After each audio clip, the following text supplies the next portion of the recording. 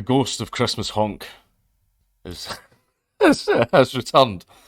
The trucks have left Ottawa, but phantom honking lingers for many downtown. Now, obviously, like I've said, I took a break on the second channel so that I could focus on. I had so much stuff to do. You've no idea. You've no idea. And on top of trying to play Elden Ring too. But I had so much stuff to do, so I've not made any videos on the second channel for a little while. And obviously, I did not cover the trucker protests, which are now over because a lot of shady shit happened with the Canadian government. Right, but we can get into that. But before we go ahead, yes, I 100% fucking support the absolute shit out of the truckers. What they did was based and red pilled. Glory to Lord Emperor Trump and things like that. But what they did, they were perfectly in the right for what they did. But we'll cover the article and then we can go into it. So post-traumatic stress from weeks of post-traumatic stress from honking is a temporary mild trauma. Psychologists say trauma honking. Kevin uses one word to describe the first days of the protests in downtown Ottawa: torture. It was torture. I mean, I'll admit, yeah, blasting sounds at people constantly. That is a form of torture. They use that in Guantanamo and they use that in a bunch of other, black site prisons around the world. It is a form of torture, but it's the most basic, basic one. Literally, there was trucks right underneath me, said Kevin, who did not want to provide CBC a last name for fear of reprisal. For saying what? I was annoyed by the honking. I have PTSD from the honking. Last name for fear of reprisals? No, you're afraid of everybody making fun of you. It was one thing for me, but I've got animals. I've got 3 cats, 2 dogs. So yeah, it was torture. The torture is the reason behind an ongoing class action lawsuit which sought an injunction prohibiting any participants of the convoy protest from using vehicle horns in the vicinity of downtown Ottawa. I've got bloody hiccups now, man. The trucks have since been removed, and we can talk about how that came about in a second, with police pushing the majority of protesters outside of the downtown core over the Family Day long weekend. Even still, some downtown residents say that they are haunted by phantom honking. What sounds like blaring truck horns, but there's no actual sounds out there. It's called tinnitus, right? It happens whenever you're surrounded by loud noises, right? See if you work in a firing range and you don't wear ear protection, right? Or if you were like me and you worked as a bouncer an awful lot and you were always at loud clubs and loud gigs. Yeah, it's called tinnitus. When you hear that noise, it's like, oh, are they back? Is there a road convoy coming back? Right? Said Sean Flynn, who lives about 3 kilometres from downtown, but could still hear the horns inside his home during the protest. It's like these people are pure. Like these guys are going to be like after World War One, walking down the street pure like doing all that shit. The honking. The honking, like that picture of the fucking guy in the trench with a big demented smile because his mind's just broken. Except, the ones in World War One had a good fucking reason. Every time you heard a shell, that could be you. And when you're going through that 24 hours a day, tends to have a little bit of an effect on a man. This is honking. Honk, it's not quite the same as the pure, the shell coming in, but yeah, these guys are fucking idiots. I felt I was constantly doing these sort of double takes. It almost feels a bit re-traumatizing.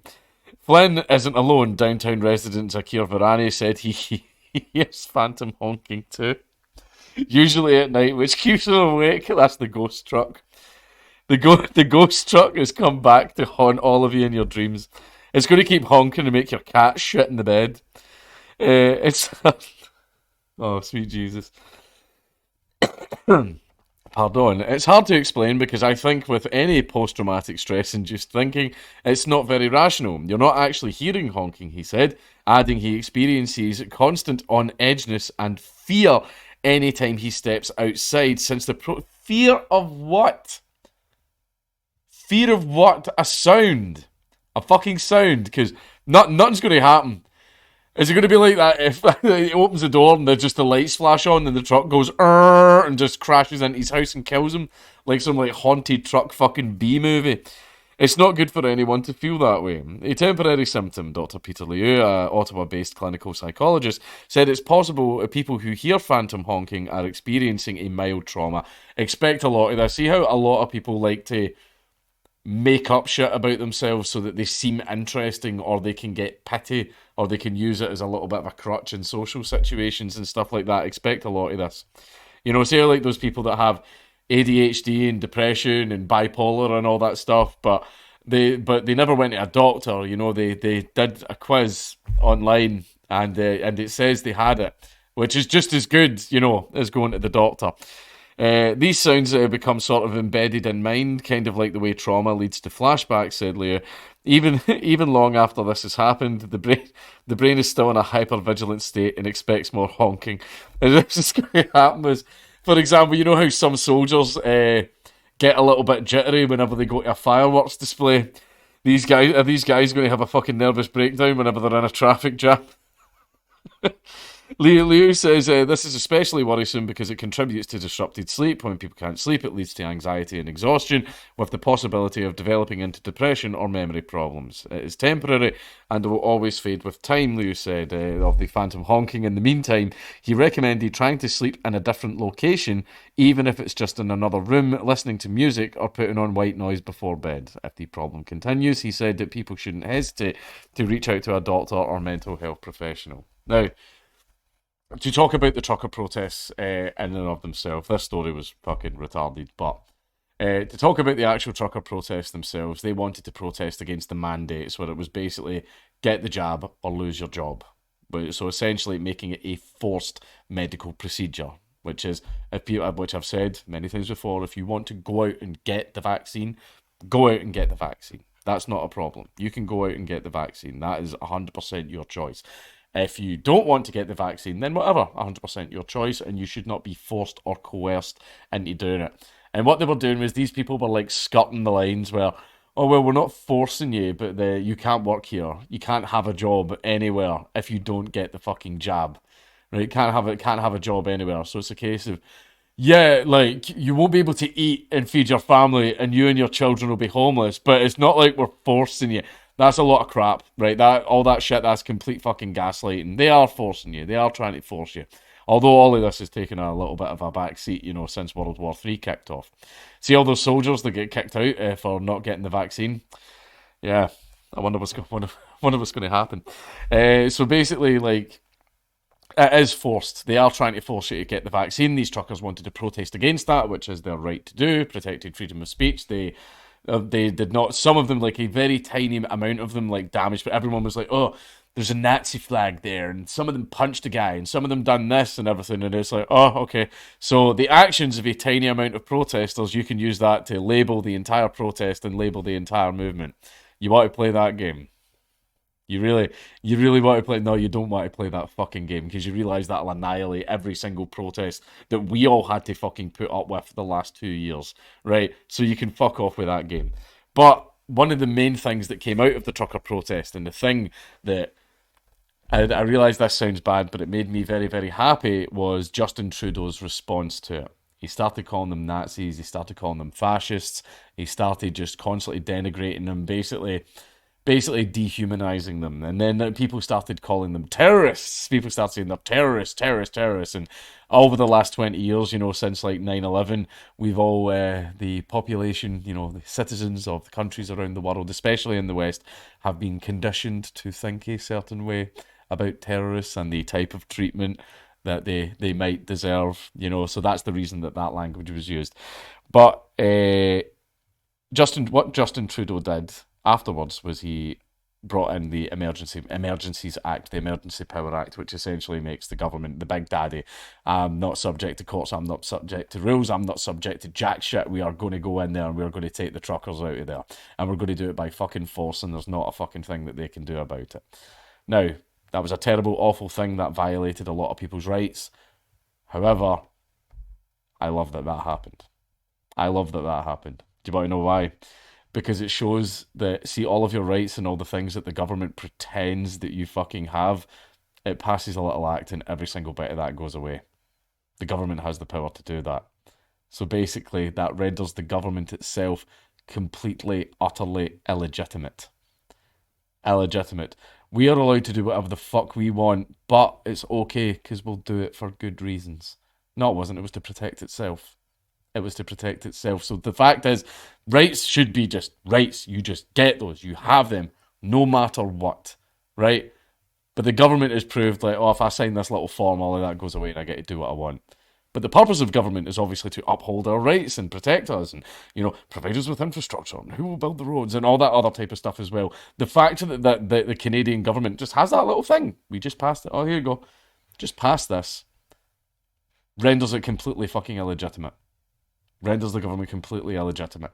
It can devoid its own function. It can literally void, invalidate, cancel its own function, the reason it exists. And it can do that. And it did that. And it did it in front of the entire fucking world. It rendered itself fucking irrelevant, invalid, right? Inconcise, inconceivable, all those other fucking things, right? It did that in front of everyone. And I love that. I think that's fucking great. It shows that governments are fucking invalid. It shows that governments themselves are predatory entities that only exist to protect themselves and their own power. That's the only reason that they're there. And what Canada and what Justin Trudeau did was a fantastic fucking example of this. So yeah, the protest getting broke up was shit. A lot of people are like getting into trouble for it and stuff like that. Yeah, that's all awful. That is all terrible. I completely grant you that. But it's good that that happened because everybody can now see what governments are capable of.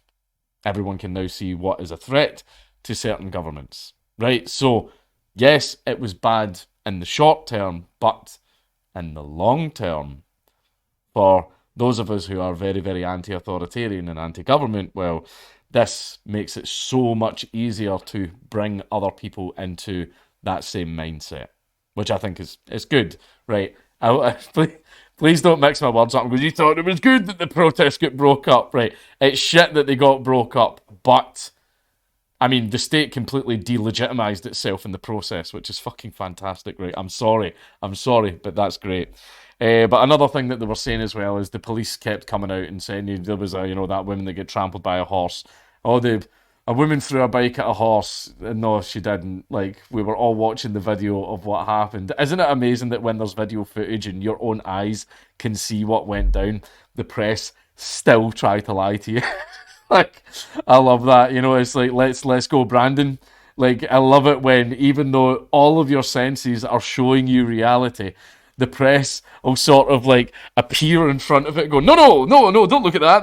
This is what's really happening. Listen to me. This is what really went down. And it's like, yeah, fuck off. I love it that they still try and lie to you in real time when you're getting the actual facts. But another thing that the police said as well is, even if the truckers leave, we're still going to hunt them down and arrest them.